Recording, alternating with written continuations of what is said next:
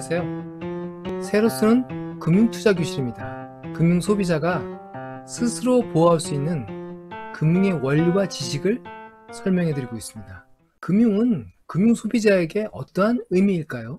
무관심해도 될까요? 결론부터 말씀드리면 개인이 살아서 경제생활을 하는 한 금융은 선택이 아닌 필수입니다. 경제란 개인, 기업, 정부라는 경제 주체가 경제 활동을 하는 것을 말하는데요. 개인의 경제 활동은 노동이나 사업을 통해 소득을 벌고 시장에서 재화나 서비스를 구매하며 의식주 및 교육과 문화 등 삶을 위해 소비를 하는 것을 말합니다.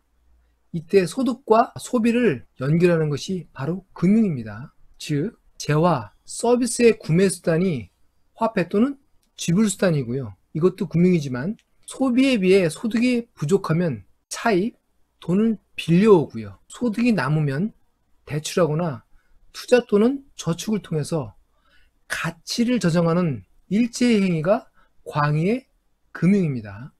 그런데 우리가 통상 사용하는 금융은 협의의 개념입니다. 금융 상품을 통해서 저축을 하거나 투자하는 행위를 말합니다.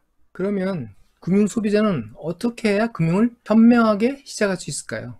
금융소비자는 금융회사에 가서 금융상품 판매원에 수익률이 높고 안전합니다 라는 말을 믿고 여기저기 이해도 안 되는 서류에 사인한 후에 계좌에 입금하고 통장을 받아오는 것이 관행입니다. 저희 경험에 의하면 고객의 고통은 이때부터 시작됩니다. 대부분의 금융소비자는 본인이 한 가입 절차와 사인의 의미를 모릅니다. 또 금융상품의 내용도 이해가 부족한 경우가 보통이죠. 그저 말쑥한 금융 판매원의 말이나 양심을 믿고 나는 안전할 거야 라고 스스로 위안하며 운명을 믿고 금융상품의 만기를 기다리는 금융소비자가 대부분입니다. 제 경험에 의한 말이죠. 그러나 손실이 발생하거나 문제가 발생하면 상황이 급변합니다. 당신을 만난 것이 악연이다 라며 저주를 하기도 합니다. 이런 현상이 끊임없이 반복됩니다. 이유는 왜일까요?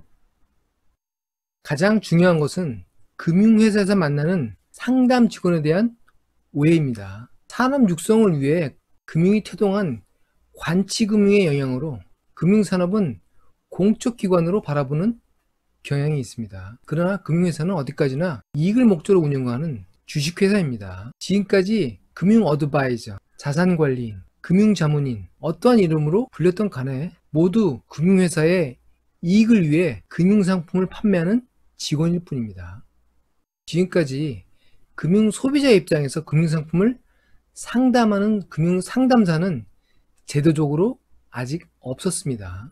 자본시장법 등을 통해 부당영업행위, 불공정 영업행위를 제재해왔지만 아주 오랜 기간 동안 금융회사와 금융소비자 간에는 이해상충이 불가피했습니다.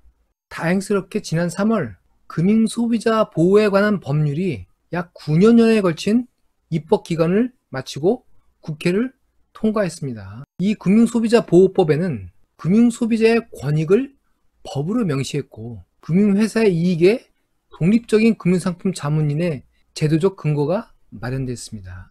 이 법이 제대로 정착되면 장기적으로 금융소비자의 금융산업에 대한 신뢰가 회복되면서 금융산업에 기여할 것으로 보입니다. 그러나 또 다른 한편으로 금융소비자보호법 취지에 적합하도록 이 법이 정착할지는 의문스럽기도 합니다. 이 법 제도가 단기적으로는 금융산업 이익에 반하고 정작 금융소비자들도 법에 대해서 무관심하기 때문입니다.